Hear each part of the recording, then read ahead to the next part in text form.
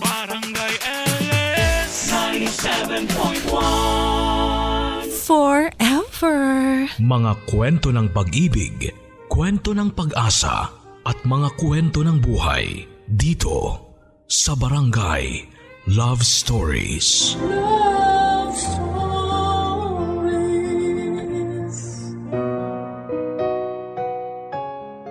Isa sa mga pinakamasayang parte ng buhay ay ang pagiging bata dahil inosente sila sa maraming bagay.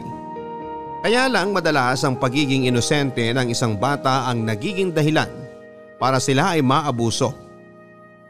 Ikaw, may mapait ka bang alaala noong kabataan mo na pilit mong kinakalimutan?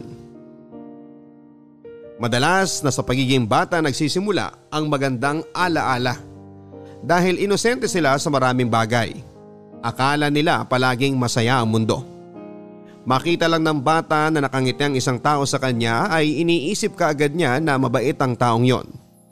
Pero hindi palaging mabait ang mundo para sa isang inosenteng bata. Hindi lahat ng taong nakapaligid sa kanya ay may mabuting intensyon. Dahil sa totoong mundo, ang kainosentihan ng isang bata ay madalas na nagiging dahilan ng pang-aabuso. Ang kwento na maririnig natin sa araw na ito ay mula sa sulat na pinadala ni Martin. Isang kwento na magsisimula sa kanyang pagkabata at pagiging musmos. Lumaki siya na ang akala niya ay masaya ang kanyang pamilya. Na mabait ang mga taong nakapaligid sa kanya at perpekto ang mundo kung saan siya nabubuhay. Saan nga ba siya dadalhin ang pagiging inosente niya? Lalo na kung may mga taong mapagsamantala na nakapaligid sa kanya. Handa ka na bang maiyak sa kanyang kwento? Minsan ba sa buhay mo ay may mapait kang naging karanasan na ayaw mo na sanang balikan pa? Si Martin kaya, anong naging epekto sa kanya nang malaman niyang mapait talaga ang mundo na kanyang kinakaroonan? Alamin natin yan sa mga kwento ng pag-ibig, buhay at pag-asa sa nangungunang Barangay Love Stories. Dear Papa Dudut, karamihan sa mga kakilala ko ay may magagandang karanasan at kwento ng kanilang pagkabata. Pero siguro hindi lahat ay sinuswerte na magkaroon ng puro masayang alaala sa pagiging bata. Papa Dudut, tawagin niyo na lamang po ako sa pangalang Martin. 33 years old at isa po ninyong masugid na tagapakinig dito sa Bay Laguna. Mahilig kasi talaga ako na makinig ng mga drama sa radyo, kagaya ng mami ko. Minsan nga ay banding na namin ang makinig sa inyong programa na Barangay Love Stories. At sabay din kaming nadadala ni mami sa mga sulat na inyong binabasa. Hindi ko nga naisip noon na darating ang araw na ito. Nakwento ko naman ang maririnig kong ini-ere sa inyong programa. Pero bago ang lahat, Papa Dudut, ay sasabihin ko na rin na may pagkasensitibo at masela ng kwentong ito ng buhay ko.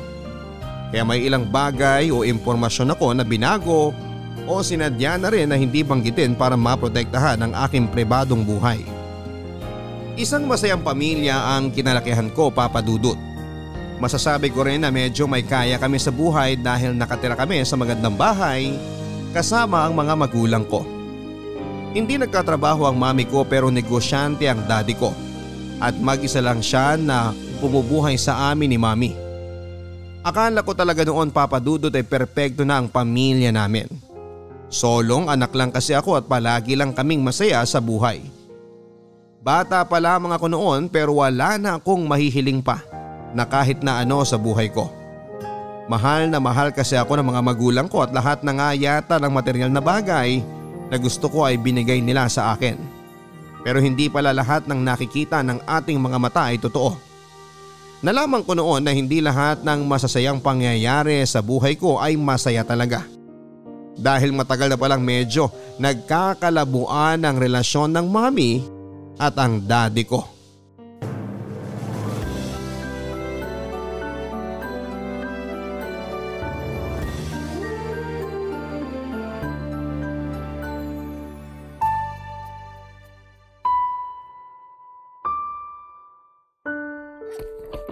Mami, ano pong ginagawa niyo? Iniimpake ko na tong mga gamit natin, Martin. Pero bakit po kayo nag-iimpake? Dahil aalis na tayo sa bahay na to. Mami, hindi ko po maintindihan. Bakit kailangan po nating umalis? Mamaya ko na lang ipapaliwanag sa iyo ang lahat. Tulungan mo na lang muna akong mag-ayos ng mga gamit nating dalawa. Iabot mo sa akin ang mga gamit mo na gusto mong dalhin natin pag alis natin dito sa bahay. Sige po.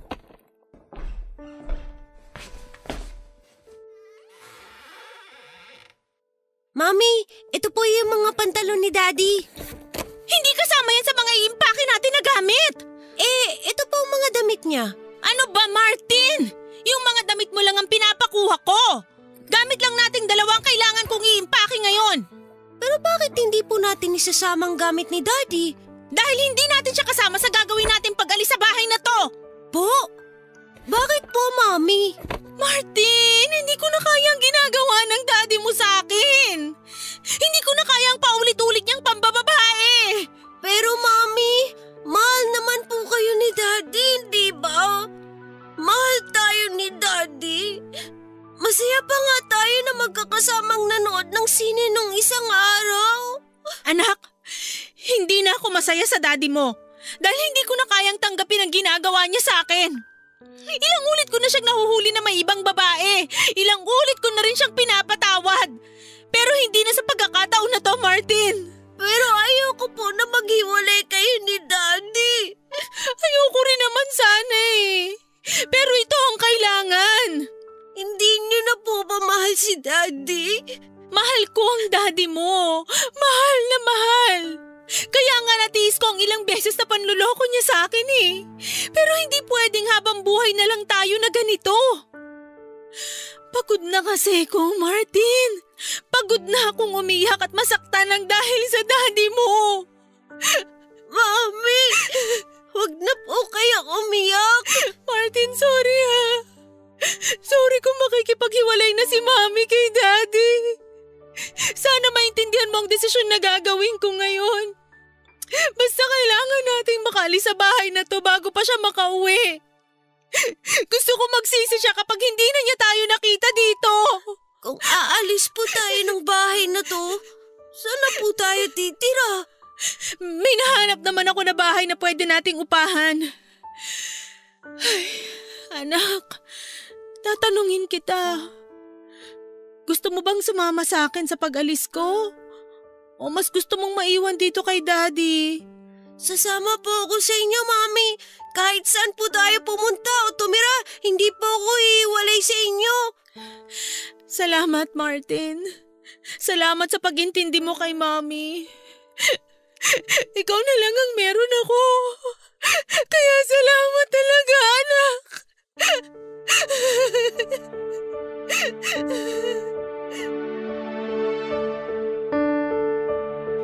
Papadudot 8 years old pa lamang ako nang maghiwalay ang mga magulang ko. Tumatak na sa isipan ko noon kung gaano kasamang tao ang daddy ko. Kaya pala may mga oras na nakikita kong umiiyak si Mami sa kwarto o kusina ng bahay namin. Dahil pala yon sa pambababae ni daddy at panloloko sa kanya. Minsan din ay narinig ko na nagsisigawan sila sa loob ng kwarto nila. Hindi ko lang masyado maintindihan kung ano ba ang pinag-aawayan nila. Basta palagi na lang naaalis si daddy ng bahay noon at maiiwan na umiiyak si Mami. Nang araw na yon, papadudot ay umalis na nga kami ni Mami dala ang 3 malalaking bag. Marami pa sana akong damit na gustong dalhin noon. Marami pa akong gustong laruan na bitbitin noon. Pero sinabi ni Mami na papalitan na lang daw niya ang mga yon oras na makahanap siya ng trabaho. Kaya hindi ko na rin pinilit pa ang gusto kong mangyari. Mula sa malaking bahay na tinitirhan namin kasama si Daddy ay lumipat kami ni Mami sa maliit na bahay na isa lang ang kwarto. Maliit din ang kusina noon pati na rin ang sala. At nang makapasok kami sa bahay na yon, muli na namang umiyak ang Mami ko, papadudot. Halos gabi-gabi po siya na ganon sa tuwing magkasama kami. Kaya tuwing umaga ay pugtong-pugto ang mga mata ng Mami ko.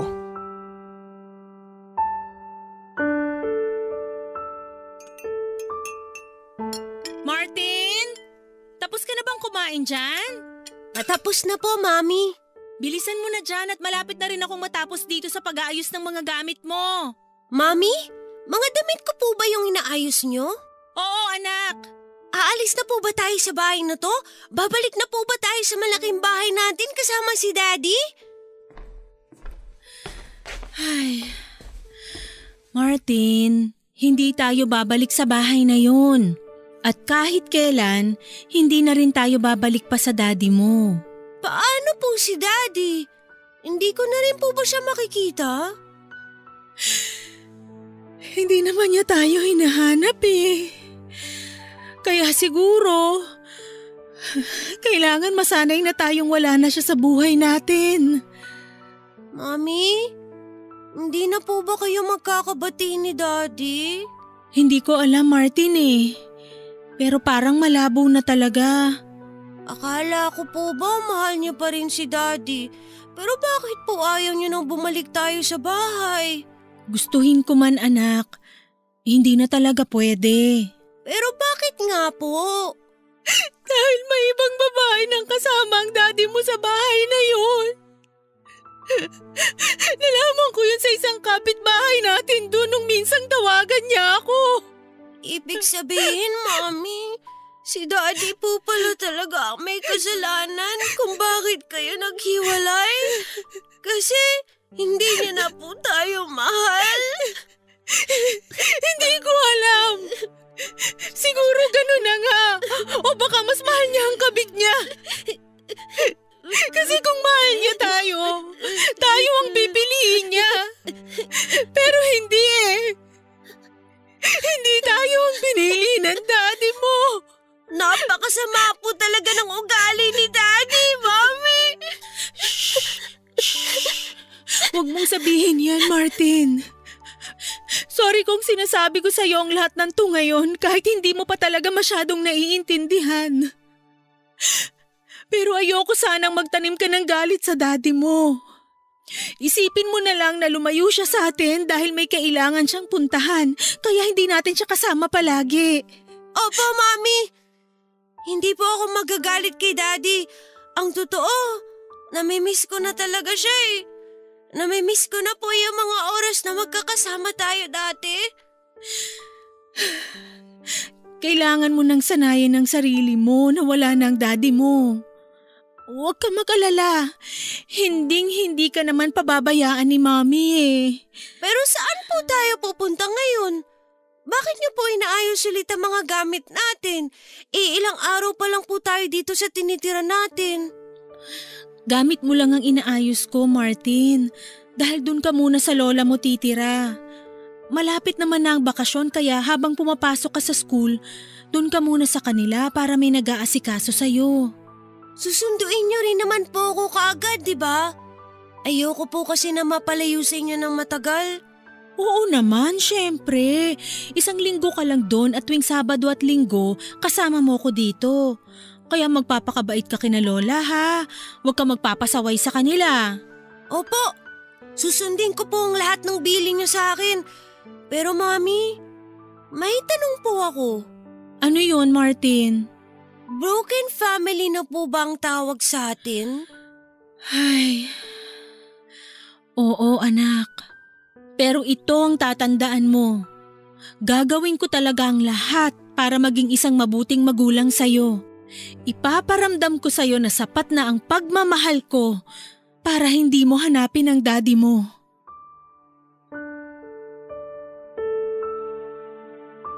Madalas kong naririnig noon ang salitang broken family sa ibang kaklase ko, Papa Dudut.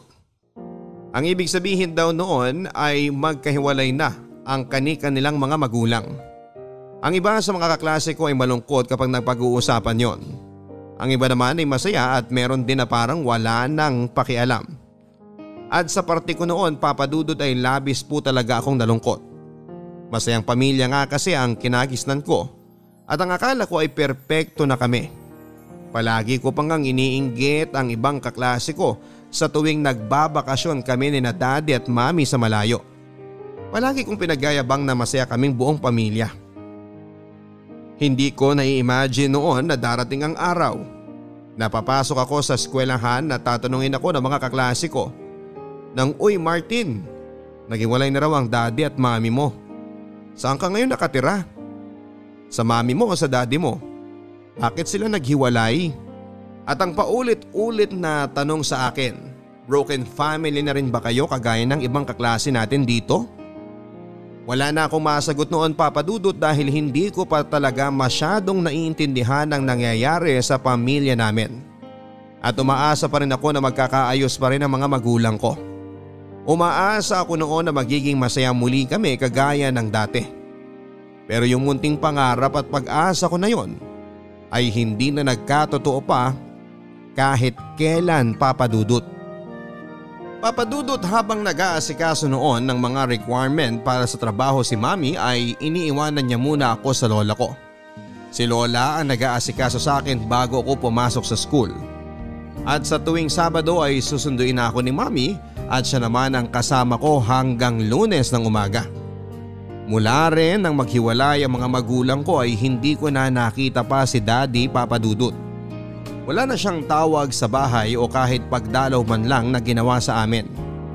Hindi ako sigurado kung hindi niya na lang ba alam kung saan kami nakatira o baka naman hindi lang talaga niya gusto na makita kami. Dahil hindi na talaga siya nag-effort na hanapin pa kami. Paminsan-minsan ay nakikita ko pa rin si Mami na umiiyak. Madalas ay tinatago niya yon sa akin. Naririnig ko na lamang siya na umiiyak sa loob ng banyo o kaya ay sa may kusina ng bahay. Alam ko na ayaw niyang ipakita sa akin na mahina siya. Kaya pilit na lang niyang sinasarili ang lahat ng sakit na nararamdaman niya nang dahil kay Daddy. Nang maging bakasyon na sa school namin ay sakto namang kailangan ni Lola nang umuwi sa probinsya nila. May trabaho na noon si Mami pero ayaw niyang maiwan ako na mag-isa sa bahay. Kaya naghanap siya ng ibang kamag-anak namin kung saan ay pwede akong ihabilin habang nasa trabaho pa siya.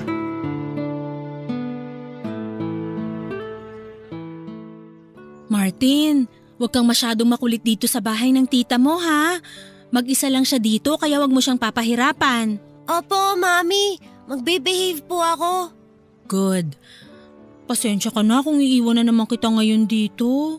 Kailangan muna kasing magtrabaho ni Mami. Okay lang po. Sanay naman po akong asikasuhin ng sarili ko eh. Okay nga lang po kahit sa bahay na lang po ako maiwan na mag-isa. Naku, hindi naman ako mapapanatag kapag alam kong wala kang kasama. Kaya nga naghanap ako ng kamag-anak natin na pwede kong paghabilinan sa'yo. Mabuti na lang at nandito lang din pala malapit sa atin ang tita Aida mo. Kahit papano may makakasama ka sa buong maghapon. Nakilala ko na po ba siya, Mami? Oo, pero 3 years old ka pa lang noon kaya siguro hindi mo siya masyadong naaalala. At teka nga, bakit parang ang tagal namang lumabas ng bahay ng tita mo? Pindutin ko nga ulit itong doorbell. Ayan, palabas na rin siguro yon. Mabuti na lang at maaga kitang inihatid ngayon dito, Martin, dahil hindi ako malilate sa trabaho ko. Mami, pasalubong ko po mamaya ah. Oo naman anak, hindi ko kakalimutan yun. Irene, ikaw na pala yan. Good morning, Aida. Magandang umaga rin. Sorry kung ngayon ko lang kayo napagbuksan ng gate ha. Naliligo kasi ako kanina eh. Ayos lang, huwag ka mag-alala. Ito nga palang anak ko na si Martin. Martin, ito si Tita Aida mo. Good morning po, Tita Aida. Good morning din sa'yo, Martin. Naku, ang laki-laki mo na palang bata. Parang dati lang ang liit mo tsaka ang taba-taba. Aida, iiwanan ko na muna dito sa si Martin pero susunduin ko rin siya mamaya pagkatapos ng trabaho ko. Ay, walang problema. Kahit nga 1 linggo mo pa siyang iwan dito sa akin, ayos lang. Alam mo naman na wala akong ibang kasama dito sa bahay.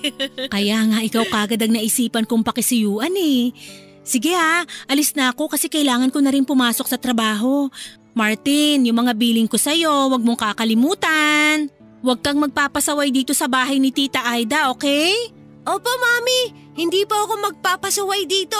O sige na, bye anak! Ingat po kayo! Bye po! O Irene, ingat ka ha! Halika na Martin, pasok na tayo sa loob. Sige po. Ilang taon ka na nga ulit? 8 years old po. Pero malapit na rin po ako mag 9 years old this year. Ang laking bata mo pala talaga. Magna 9 years old ka pa lang pero ang tangkad mo na. Naku, sisiguraduhin ko na mag-enjoy ka sa bawat pagstay mo dito sa bahay ko. Papadudot malaki ang bahay ni na Tita Aida. Marami at magaganda rin ang gamit niya sa loob ng bahay niya. Malaki ang refrigerator, TV at malakas ang aircon kahit sa sala. Maasikaso rin po siya sa akin kaya naman sa mga unang araw ng pamamalagi ko doon ay nag-enjoy talaga ako kagaya ng sinabi niya. Marami rin kasi siyang pagkain o mga junk food na inihanda para sa akin.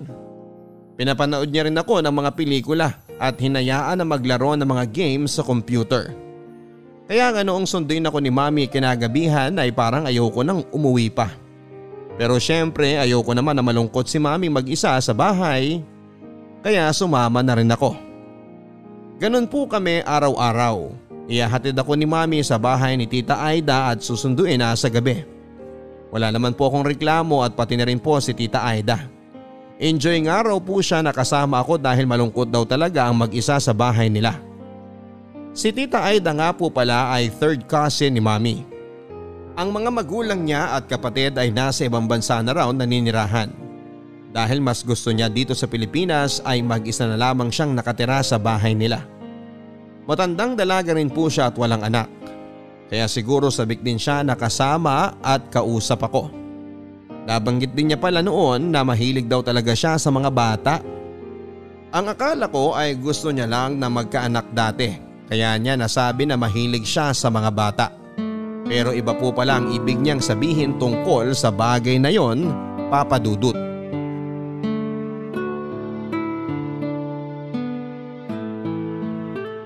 Ano, sigurado ka ba na hindi ka man lang magkakape bago ka umalis, Irene? Oo, Aida. Baka kasi matraffic pa ako papunta sa trabaho ko. Okay, sige, ikaw ang bahala. Pasensya na uli sa abala ngayon. Huwag ka mag-alala, matatapos na naman na ang bakasyon ni na Martin. Ano ka ba? Hindi abala sa akin si Martin. Natutuwa nga ako at may kasakasama ako dito sa bahay eh. Basta makakabawi rin ako sa'yo lalo na at mabilis akong naregular sa trabaho ko. Huwag mo isipin ang pagbawi na yan. Pagbutihin mo na lang ang pagtatrabaho mo para mapabuti na rin ulit ang buhay niyo ng anak mo. Yan talaga ang ginagawa ko ngayon. Salamat uli, Aida. O Martin, aalis na ako. Magpapakabait ka uli dito sa bahay ng tita mo. Opo, Mami. Palagi naman po ako mabait dito eh. Ingat po kayo. Bye! Thank you, anak. Paalam muna sa inyo. Mag-iingat ka, Irene, ha? Sige, Aida. Salamat uli, ha?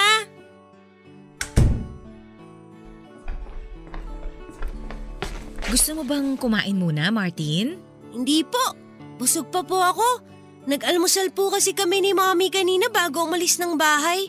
Okay, pero anong gusto mong gawin ngayon habang naglilinis ako ng bahay? Gusto ko po sanang mag-computer game.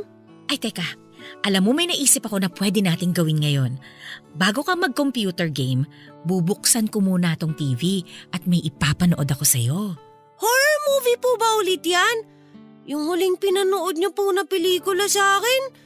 Halos hindi po ako makatulog sa kwarto kasi parang nasa tabi ko po yung multo. Matatakutin ka palang bata ka? Medyo po. Kaya nga po, madalas ako napapagalitan ni Mami kasi naiistorbo kong pagtulog niya. O huwag ka mag-alala, hindi nakakatakot tong ipapanood ko sa'yo. Pero sigurado akong matutuwa ka dito. Bakit po walang sound ang TV niyo? Ano kasi, wala talagang tunog ang pelikula na yan. Ganun po ba? Pero bakit po tinatanggal ng lalaki yung damit ng babae? Nainitan po ba yung babae? Ay, ang totoo, naglalaro lang sila. Ikaw ba, gusto mo rin ba ng bagong laro, Martin? Opo, gusto ko po! Tamang-tama, kasi may ituturo ako sa'yo na bagong laro. Sa laro na to, magpapanggap tayong dalawa na mga artista. Pagkatapos po? Gagawin natin yung ginagawa ng mga artista dyan sa pelikula. Para kunwari, mga artista din tayo. O ano, gets mo ba? Opo, nakuha ko po. Ay, very good. Matalino ka pala talagang bata. O ano, sige, simulan na natin ang laro na to ha. Wala nang damit yung lalaki sa pelikula kaya tatanggalin ko na rin ang damit mo, Martin ha. At gagawin mo ang lahat ng gagawin ng lalaki sa pelikula na pinapanood natin.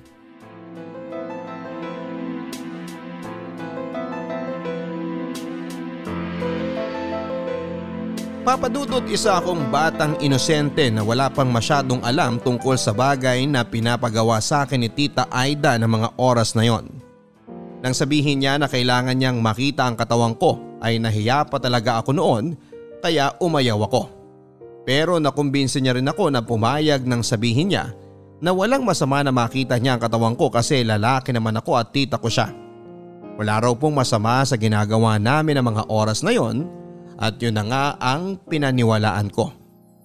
Kagaya ng sinabi niya ay ginawa namin ang lahat ng ginagawa ng mga artista sa video na nasa TV. Umarte kami na parang mga artista. At yun po ang pinakaunang beses na nagkaroon ako ng experience. Kakaiba sa pakiramdam na hindi ko maipaliwanag. Bata pa lamang ako noon pero may kung anong kiliti na akong naramdaman. Ang sabi ni Tita Aida ay normal lang daw yon. Normal lang ang mag-init at makiliti sa ganong klase ng laro. At dahil mas matanda nga po siya at tita ko siya, pinaniwalaan ko ang lahat ng mga sinabi niya na ang ginagawa namin ay normal at isang klase lang ng laro, Papadudot. Papadudot, bago dumating si Mami sa bahay para sunduin ako ay pinagbitaw ako ni Tita Aida ng isang pangako na wala akong sino man na pagsasabihan ng ginawa naming dalawa, lalong lalo na raw kay Mami. Tinatanong ko siya kung bakit hindi yun pwedeng ikwento kay Mami. Ang sabi niya ay parte raw ng laro namin ang pagtatago ng sikreto. Doon daw masusubo kung pwede niya ba akong pagkatiwalaan ng iba niyang mga sikreto. At kapag sinabi ko sa ibang tao ang ginawa namin, talo na raw ako sa laro namin. Siyempre pumayag naman ako na ilihim ang lahat. Ayoko yatang matalo sa isang game. Kaya nangako ako kay Tita Aida na wala akong sino man na pagsasabihan sa ginawa namin. Naulit pa ng ilang beses noon ang laro namin ni Tita Aida, Papadudot. Marami siyang video na pinapanood sa akin at lahat ng yon ay ginagawa o ginagaya namin. May mga oras din na may pinapagawa siya sa akin na wala sa video. At dahil payat ang pangangatawan ko at may kalakihan siyang babae ay medyo nahihirapan ako sa kung ano man ang pinapagawa niya. Ayoko nang banggitin pa kung ano man ang mga bagay na yon. Dahil sa totoo lang ay masyado nang maselan para ikwento ang buong detalye. Basta halos araw-araw na kaming naglalaro ni Tita Aida, Papadudot. Kamusta ka dyan sa bahay ng tita mo, Martin? Maayos naman po ako dito. Kayo po, kumain na po ba kayo ng tanghalian? Oo, tapos na. Kaya nga naisipan kitang tawagan ngayong lunch break ko. Ano nga palang ginagawa mo kanina bago ako tumawag? Naglalaro lang po sa computer ni Tita Aida. Naku, mukhang nawiwili ka sa paglalaro mo dyan Oo nga po eh. Ito po kasi yung madalas namin na nilalaro ni Daddy dati. Namimiss mo ba siya, anak? Hindi na po masyado.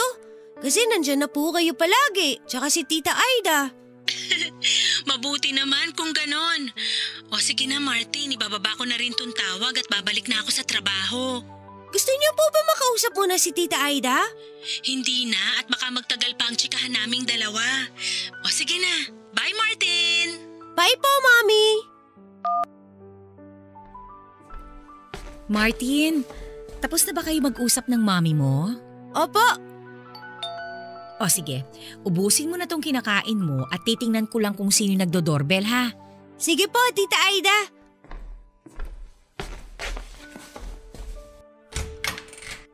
Beshi, naku grabe. Ang ginit-ginit sa labas. Ikaw na pala yan, Lando. Halika, pasok ka. Salamat. Summer na talaga kasi iba na ang tirik ng araw ngayon. Ay naku, sinabi mo pa. Kaya nga ang taas ng bill ng kuryente ko ngayon dahil walang patayan ng paggamit ko ng aircon. Ay, o nga pala. Ito si Martin, yung sinasabi ko sa'yo na pamangkin ko. Ay, eto na ba yung batang kinukwento mo? Ang gwapo-gwapo nga at ang kinis ng balat. Oo, siya yun. Anak siya ng pinsan ko. Martin, ito si Lando, kaibigan ko. Tawagin mo na lang siyang Tito Lando. Hi po, Tito Lando. Dito talaga? Pero hello din sa'yo, Martin. Ang gwapo-gwapo mong bata. Napakagalang naman pala nitong pamangkin mo, Aida. Ay nako, hindi lang magalang yan. Napakamasunurin din. Ay, bet ko yan. Excited na tuloy ako sa gagawin nating tatlo mamaya. Tita Aida, ano po yung sinasabi ni Tito Lando na gagawin natin mamaya? Maglalaro ulit tayo. Yung palagi nating nilalaro na nagpapanggap tayong mga artista. Pero medyo ibang laro naman ang gagawin natin. Dahil hindi ka na artista mamaya. Magiging model ka naman, Martin. Talaga po? Oo! Nakikita mo ba itong malaking camera ko? Kukunan kita ng maraming litrato at sisiguraduhin ko na gwapo ka talaga dito. Naku, papisil nga sa braso mo. Kay bata-bata mo pa, lusog na nito mga braso mo. Sigurado ko na hindi lang tong braso mo malusog sa'yo. Malalaman mo yan mamaya at panigurado na ikaw mismo mapapagod sa galing ng batang ito. Pak na pak ka dyan, Mars. Papadudod, sa totoo lang ay medyo nakakatakot talaga ang itsura ni Tito Lando nang makilala ko siya. Matangkad siya, medyo malaki ang pangangatawan, malaki ang ilong at mga mata. Makapal din ang mga labi niya at nang ngumiti siya ay nakita ko ang medyo bulok niyang mga ngipin. May hawak siyang camera noon at parang excited sa laro na sinasabi ni Tita Aida. At dahil bata pa lang ako noon at inosente ay na-excite din ako. At buong maghapon nga kami na nagkulong sa kwarto. Ang unang pinagawa nila sa akin ay pinaghubad nila ako at kinuna ng mga litrato sa iba't ibang posisyon at sulok ng kwarto. May ginawa rin sila sa katawan ko na hindi ko maintindihan. At may pinagawa sa akin si Tito Lando na mas malala sa mga pinapagawa sa akin ni Tita Aida. 3 beses atang naulit ang pangmumulestya sa akin ni Tito Lando at madalas ay solo siya sa pang-aabuso sa akin, Papadudot. Palagi rin kasi siya sa bahay ni Tita Aida pero hindi siya nagpapakita sa mami ko. Dahil sa tuwing darating kami ni mami sa bahay ay si Tita Aida lang ang sumasalubong at kumakausap sa amin. Kapag wala na si mami ay saka lamang lalabas ng kwarto si Tito Lando para simulan ang pakikipaglaro sa akin.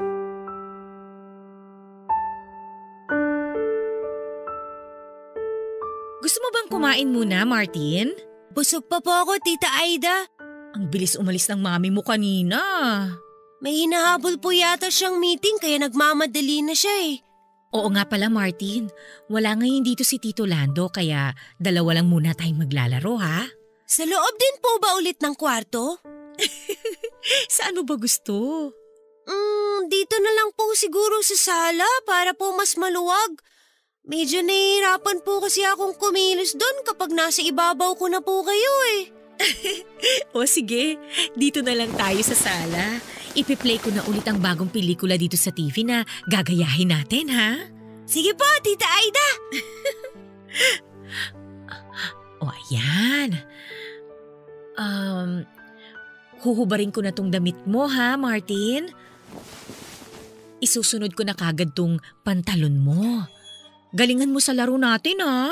Ay, maghuhubad na rin ako. Ibilin sa'yo na. Ay, buti bukas yung pinto. Diyos ko!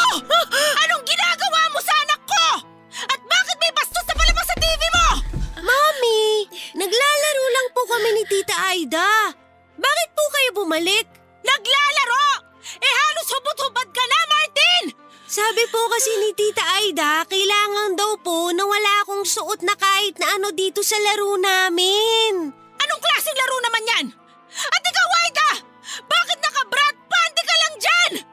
Irene, nagbibiruan lang naman kami ng anak mo. Nagbibiruan? O minomolestya mo na ang anak ko? Aida, napaka-baboy mo! Layuan mo nga ang anak ko! Mami, wag po kayo magalit kay Tita Aida. Naglalaro lang po talaga kaming dalawa. Anak, hindi paglalaro ang ginagawa niyong dalawa.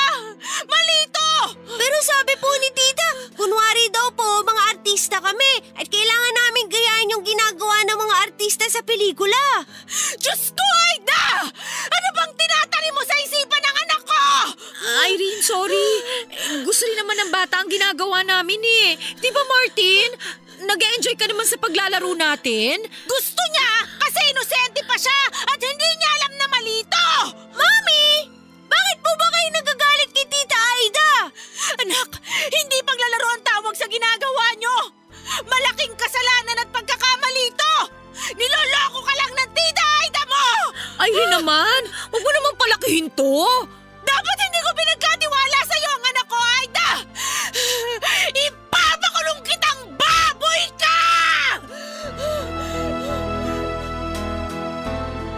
Papadudot, gulong-gulo po ang isip ko ng araw na yon. Hindi ko maintindihan kung bakit galit na galit si Mami kay Tita Aida. Habang nagbibihis ako ay minumura niya si Tita Aida at pinagbabantaan na ipapakulong ito. Umuwi kami noon sa bahay at doon ay umiyak na tinatanong sa akin ni Mami kung ano pa raw ba ang ginawa o pinagawa sa akin ni Tita Aida. Ayoko pa sanang sabihin sa kanya ang lahat dahil ang nasa isip ko noon ay naglalaro pa rin kami ni Tita Aida at ayoko nang matalo ako sa laro namin. Ayoko nang baliin ang pangako ko sa kanya. Pero ilang ulit na sinabi ni Mami na mali talaga ang ginawa namin. Lalo na nang ipakita kay Tita Aida ang buong katawan ko na walang kahit na anong saplot. Hindi na raw paglalaro ang ginagawa namin noon at isang kasalanan daw yon at pagkakamali. Kaya kailangan ko raw sabihin sa kanya ang totoo at lahat ng tungkol sa ginagawa namin. Nang ikwento ko na kay Mami kung paano at kailan nagsimula ang laro namin ay mas lalo siyang naiyak. Pero halos umagulhol na rin siya nang banggitin ko sa kanya na may isa pang kasama si Tita Aida na nakikipaglaro sa akin. Ikinuwento ko sa kanya ang tungkol kay Tito Lando. Ang pagkuha sa akin ito ng mga litrato hanggang sa mga ginawa nito sa katawan ko habang nakakulong kami sa loob ng kwarto. Doon ako niyakap ng mahigpit ni Mami at paulit-ulit siyang nagsorry sa akin. Hindi niya raw dapat na pinabayaan na mamoles siya ako. Hindi niya raw ako dapat ipinagkatiwala sa ibang tao. Guluman ang isip ko noon, Papadudot. Unti-unti ko nang naintindihan na hindi talaga tama ang lahat ng mga pinagawa sa akin ni Tito Lando at Tita Aida. Papadudot, hindi na po naging malinaw sa akin ang mga detalye ng ginawang pagdedemanda ni Mami kina Tita Aida at Tito Lando. Basta ang alam ko po ay nagsampa siya ng kaso sa kanila. Ilang ulit din na may kumakausap sa akin tungkol sa nangyari. Iba't ibang tao at paulit-ulit lamang ang mga tanong na ibinibigay nila sa akin. Sawang-sawa na nga akong magkwento noon dahil pati ang sagot na ibinibigay ko sa kanilang lahat ay paulit-ulit lang din. Ang natatandaan ko ay matagal din akong hindi nakapasok sa school noon. Hanggang sa lumipat na nga kami ng bahay ni Mami at nag-transfer kami sa ibang school. Hindi na niya ako hinabilin pa sa ibang tao at sa bahay niya na rin pinatira ang lola ko na palagi kong kasama. Pagkalipas ng halos isang taon ay unti-unti ko nang nakalimutan ang lahat. At nang makita ni Mami na parang wala na sa alaala ko ang ginawa sa akin ni Tita Aida at Tito Lando, ay umalis siya ng bansa at nagtrabaho sa Italy. Doon po muling gumanda ang buhay namin dahil nakalipat na kami ni Lola sa mas malaki at mas magandang bahay. Itinaguyod ni Mami nang mag-isa ang buhay at pag-aaral ko. Pero Papadudot, hindi po pala talaga ganon kadaling kalimutan ang lahat. Lalo na nang mag-high school na ako. At naaalala ko ang mga pinapagawa sa akin ni Tita Aida at ni Tito Lando. Doon ko tuluyang na-realize na mali nga talaga ang lahat ng yon. Nagamit at namolestya ako ng mga taong pinagkatiwalaan ni Mami. At dahil doon, Papadudot, ay nahirapan ako na magtiwala sa ibang tao. Lalo na sa mga babae. Pakiramdam ko noon lahat ng babae sa paligid ko ay gagamitin at lolokohin lang ako. Kaya naman lahat din ng nakarelasyon ko mula college hanggang sa nagtrabaho na ako ay niloko ko at sinaktan ko lang din.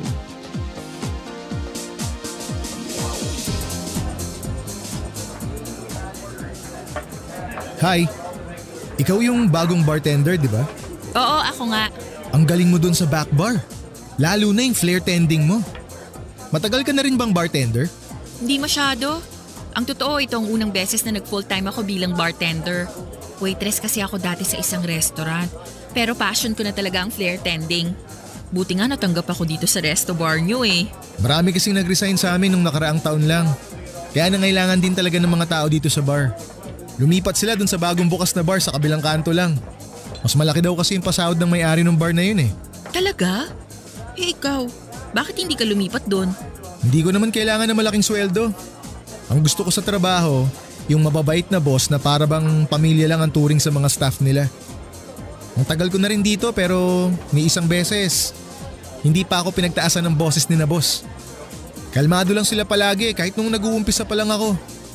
Hindi rin sila nagalit kahit ilang bote ng alak ang nabasag ko dahil hindi pa ako magaling mag-flare tend. Mukha naman talaga silang mabait kahit nung ini-interview pa lang nila ako.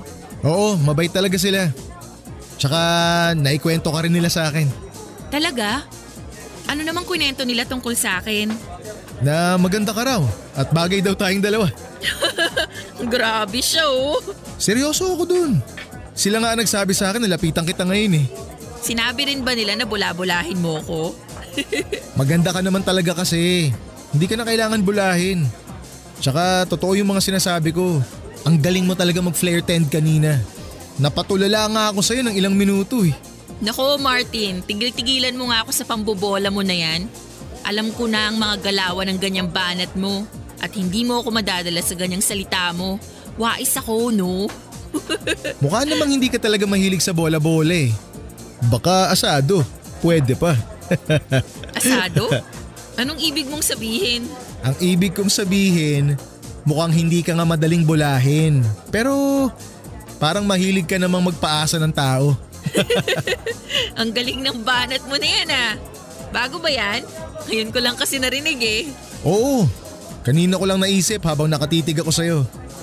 Pero sana, huwag mo akong isama dun sa mga papaasahin mo lang ha. Ewan ko sa'yo, puro ka bola at banat dyan. Ilang beses ko bang sasabihin sa'yo, hindi nga kita binubola. Ay, teka, paano mo pala nalaman na Martin ang pangalan ko? Ha? Ano? Narinig ko lang dyan sa mga kasamahan natin kanina nung tinawag ka nila. We, talaga? Bakit parang bigla na lang namula ang mga pisngi mo? Oo nga. Anong feeling mo? Pinagtanong ko sa ibang waitress at bartender dito? Eto naman masyado namang defensive. Eh di hindi. Sabi mo eh. Maniniwala na lang ako sa'yo. Oh, since alam mo na ang pangalan ko, baka pwede ko ring malaman ng sa'yo. Akala ko ba pinagkwentuhan nyo na ako ni na boss kanina? Hindi ba nila sinabi sa'yo ang pangalan ko? Hindi. Sabi lang nila may bagong bartender dito sa bar na bagay daw sa akin. Nang makita nga kita kanina, tinanong ko sa kanila ang pangalan mo pero ayaw naman nilang sabihin. Lapitan daw kita.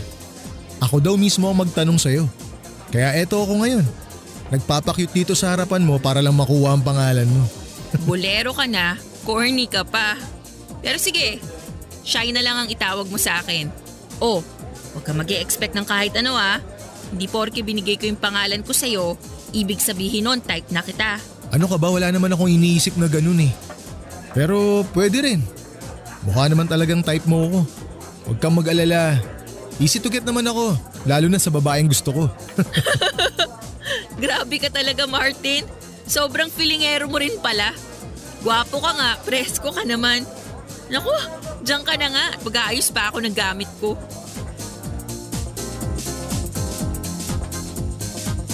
Papadudod si Shai na nga po yata ang pinakamagandang babae na nakilala ko sa tanang buhay ko. Bukod kay Mami. Noong sinabi ko na medyo natulala ako sa kanya habang inihahagis at pinaglalaroan niya ang mga bote ng alak. Hindi yon pambobon lang. Dahil totoo na ilang minuto akong natulala sa magandang mukha niya ng mga oras na yon. Maliit na babae lang siya papadudot. Maputi at makinis ang kutis. Singkit ang mga mata at matangos pa ang ilong. Mukha talaga siyang legit na Koreana sa itsura niya. Pero hindi lang yon ang naging dahilan para lalo akong magkagusto sa kanya. Dahil magkatrabaho kami at matagal na ako sa resto bar na yon, ay kaming dalawa ang pinagpartner ng mga boss namin. Bagay nga daw kasi kaming dalawa dahil pareho kaming maputi at singkitin ang mga mata. Nagkataon naman na single din ako ng mga panahon na yon at talagang type ko si Shai. Nang maging partner nga kami ay mas lalo ko siyang nakilala at nagustuhan. Hindi kasi siya ang tipo ng babae na madalas kong nakikilala at nakakarelasyon noon. Astig pong babae si Shai, Papa Dudut. Malakas siyang uminom ng alak pero hindi siya mabilis na malasing. Magaling din siyang mag-mix ng mga alak, marunong siya mag-ayos ng mga sirang gamit sa bar kagaya ng electric fan o microwave oven. At pati na rin ang mga sirang makina ng kotse o motor ay nagagawa niyang paganahin. Ilan lang yon sa lalong nagpahanga sa akin kay Shai. Pero ang pinaka nagustuhan ko sa kanya ay ang pagiging malambing at maalalahanin niya sa mga nakakasama namin sa trabaho. Mabilis niya tuloy na nakaklose ang halos lahat ng staff sa resto bar na pinagtatrabahuhan namin. Pero syempre binakurang ko na kaagad siya, Papa Dudut. Alam ko naman kasi na gusto niya rin talaga ako at nagpapakipot lang siya nang ligawan ko siya. Nalaman ko rin kasi mula sa ibang katrabaho namin na pinagtanong niya pala talaga ang pangalan ko. Nung unang gabi pa lang niya sa resto bar at nakita niya ako na nagmi-mix ng mga inumin sa bar. Ramdam ko rin na malaki ang pagkagusto niya sa akin kagaya ng nararamdaman ko para sa kanya. Kaya lang, Papa Dudut, ay iba na kasi ang tama ko kay Shai ng mga oras na yon. Malalim na at pang seryosohan.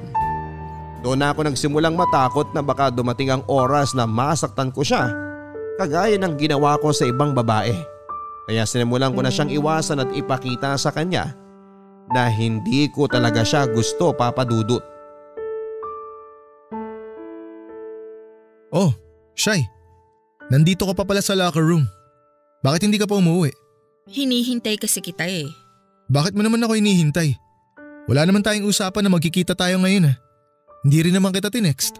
Akala ko lang kasi gusto mong hintayin kita kagaya ng dati. Ay, ikaw ba? Ba't di ka pa umuwi? Sabay kasi kaming uuwi ng bagong waitress dito. Kaya lang nag-extend siya ng 1 oras kaya maghihintay na lang muna ako.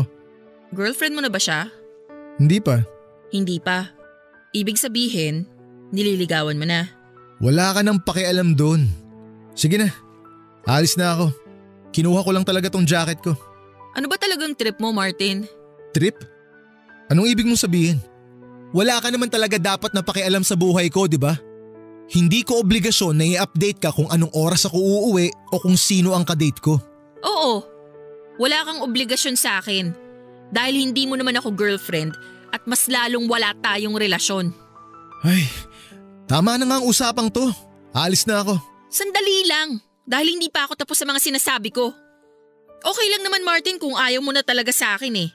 Pero sana walang iwanan sa ere. Pinaasa mo lang ako, Martin. Pinasakay mo ako at pinaniwala mo na gusto mo ko. Hindi kita pinaasa, Shai. Talaga? Hindi? Anong tawag sa ginagawa mo sa akin ngayon? O baka naman, gawain mo na talaga to. Yung popormahan mo mga bagong babae dito sa resto bar, tapos bigla mo nalang iiwanan sa ere. Pwede ba, Shai? Huwag mo nga akong pag-isipan ng ganyan. Ano nga gusto mong isipin ko? Na naglalaro lang tayo? Ano namang tawag sa laro na to? Tagu-taguan ng feelings? Ang kaso, nawala ka agad yung sayo? Ewan ko sayo. Bahala ka na dyan, alis na ako. Martin, sabihin mo na lang kasi sa akin kung ano ba talagang trip mo. Kaya ko namang mag-adjust eh. Kaya kong lumayo kung talagang hindi mo na ako gusto. Pero huwag naman sanang ganito. Wala namang iwanan sa ere pagkatapos mo kong pakiligin ng ilang buwan. Kung ayaw mo na sa akin, sabihin mo na ngayon para… Gusto kita, Shai. Okay na? Kaya ginagawa ko ang lahat ng to. Kaya kita iniiwasan. Kasi natatakot ako. Natatakot ka saan? Natatakot ako na masaktan kita. Hindi ko maintindihan. Ano pang ibig mong sabihin? May nangyari sa akin nung bata pa ako na naging dahilan para magalit ako sa mga babae. Pinipilit kong magpakatino. Pero ang palaging ending na nangyayari, nasasaktan ko ang mga babaeng nakakarelasyon ko. Pakiramdam ko may problema na talaga sa akin siya eh. Dahil sa sobrang takot ko na magtiwala sa ibang tao, lalo na sa mga babae, ito ang kinalabasan ko. Lagi ko na lang silang nasasaktan. At iyon nga ang ayokong mangyari sa iyo. Ayoko masaktan kita. Kasi mahal na kita, Shai. Mahal din kita, Martin. At handa ako na maghintay hanggang sa mawala ang takot na nararamdaman mo. Pero paano kung hindi to mawala? Paano kung masaktan lang kita sa huli? Paano natin malalaman ang sagot kung hindi natin susubukan? Siguro nga pwedeng mahirapan ako. Pero handa akong sumugal. Handa akong sumugal, matalo o manalo man ako sa laro na to. Dahil ang importante naman sa lahat, sinubukan pa rin natin kahit mahirap.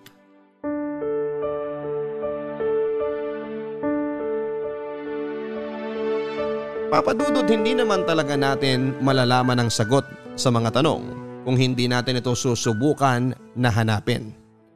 At yun nga ang ginawa namin ni Shai. Dahil hindi rin naman totoo ang sinasabi ko sa kanya noon na dinedate ko ang bagong waitress sa bar namin, ay muli kaming nagkaayos. At bukod sa takot na naramdaman ko, ay wala nang ibang naging balakid sa relasyon naming dalawa. Nagsimula na ring mawala kahit papaano ang takot ko na magtiwala sa ibang tao.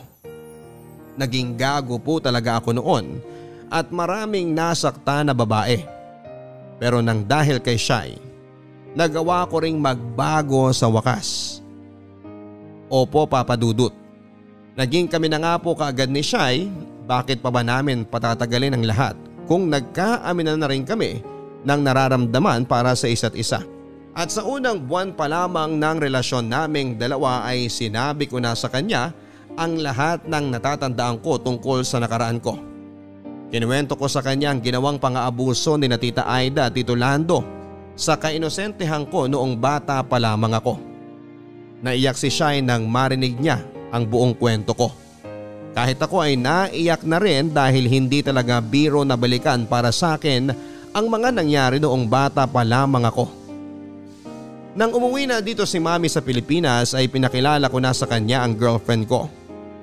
Si Shai po ang kauna-unahang babae na pinakilala ko ng formal sa mami ko bilang kasintahan ko.